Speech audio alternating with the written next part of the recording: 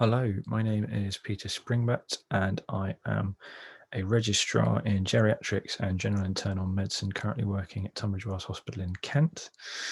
My colleagues and I at King's College Hospital last year, working as medical education fellows, undertook a project whereby we initiated a series of ABCDE escape rooms, primarily targeting final year medical students. And this is the story of what happened. My co-authors are Dr. Charles Fry, Dr. Christina Manea, Dr. Seth Setz, Dr. Sally El Ghazali, Dr. Sini Lau, Dr. Stephanie Hicks, Dr. Verity Bushell, and Dr. Yik Man. So what we're going to talk about is the premise behind A2E assessment, escape room simulation, our project, the results we got, and future considerations.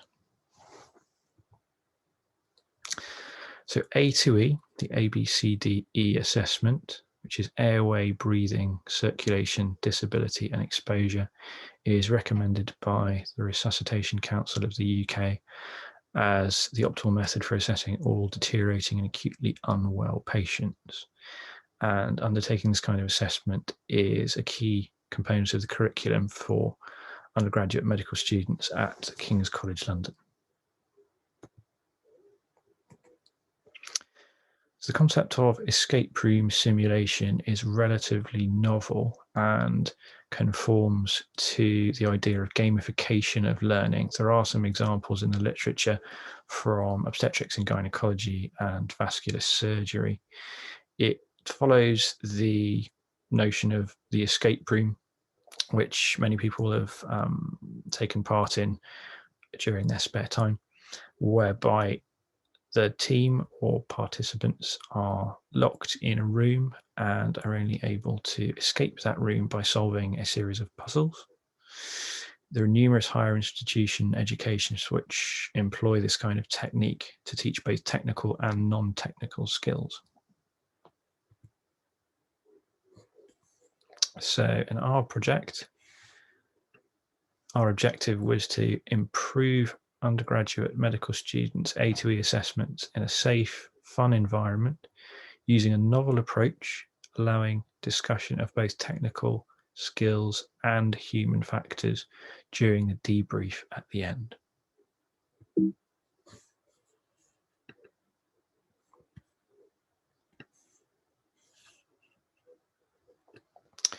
So in terms of how the course ran, the participants were divided into teams, maximum number of 3 people per team. They were given a scenario and informed that they would be timed and in competition against the other teams in terms of times. As in non-medical escape rooms, the object was to progress through the scenario by solving a number of puzzles. In this case, the puzzles required some medical knowledge and skills, such as interpreting an ECG, identifying the appropriate cranial nerve affected by cranial nerve palsy, and the final objective was to obtain the key to the drugs trolley to obtain the life-saving medication for the simulated patient.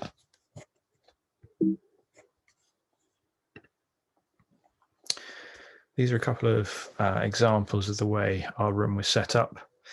The puzzles and scenario were designed so that the students were led to undertake certain tasks, such as calculating the Glasgow Coma Scale score, identifying cranial nerve palsy, or calculating an early warning score for the patient.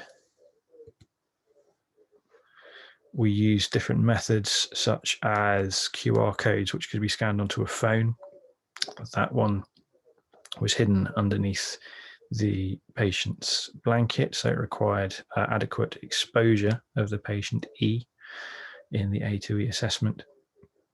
There was a bag which was locked shut with a padlock, and in order to obtain the combination, a series of puzzles had to be solved. So we used high fidelity simulation with a mannequin and a trained technician. You can see Sonny in his lab there, and participants had to work in teams, undertaking a number of tasks within the clinical skills lab. And you can see in the bottom left corner there, one of the participants inserting an intravenous cannula. And within the mouth of the mannequin sits the key to the drug trolley.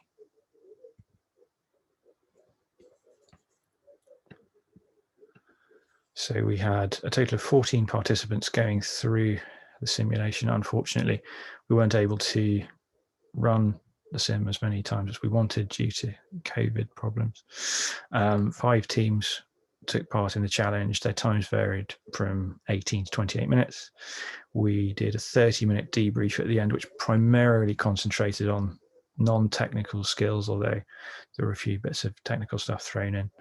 And the graph on the right there shows what the participants thought and felt they learnt from undertaking the simulation, with the vast majority strongly agreeing that they felt that they'd improved in A to E, understood that it was important, and they benefited in terms of communication and team working skills.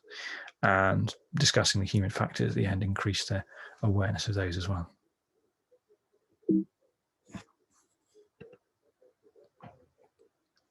So in terms of running this again, the competitive element did go down fairly well with some of the teams. The question as to whether or not it encourages things to be undertaken in a less than thorough manner, that's something I think which needs to be considered. Using existing teams versus new teams and the considerations around psychological safety, that's something that's quite interesting to think about. You could develop different scenarios. It doesn't need to be limited to what we did. And I think interprofessional education and the team working communication skills, which are allied to that, that would also be an interesting consideration for further courses. Overall, we received very positive feedback. People generally enjoyed the day. You can see my colleague Charlie in both of these pictures, who was key to running and setting up the day. And yeah, everyone seemed like they were having a good time, as you can see in the picture on the right. So very special thanks to Dr. Charles Fry, who was my co-founder essentially of this course, the King's College Hospital Medical Education Fellows as listed at the beginning of the talk, Sunny Chadha, our SimTech at the Princess Royal University Hospital, both King's and Prue postgraduate departments of medical education, and the Director of Medical Education, Mr. TJ Lasoy. Those are the references. I hope you found that interesting. Thank you very much.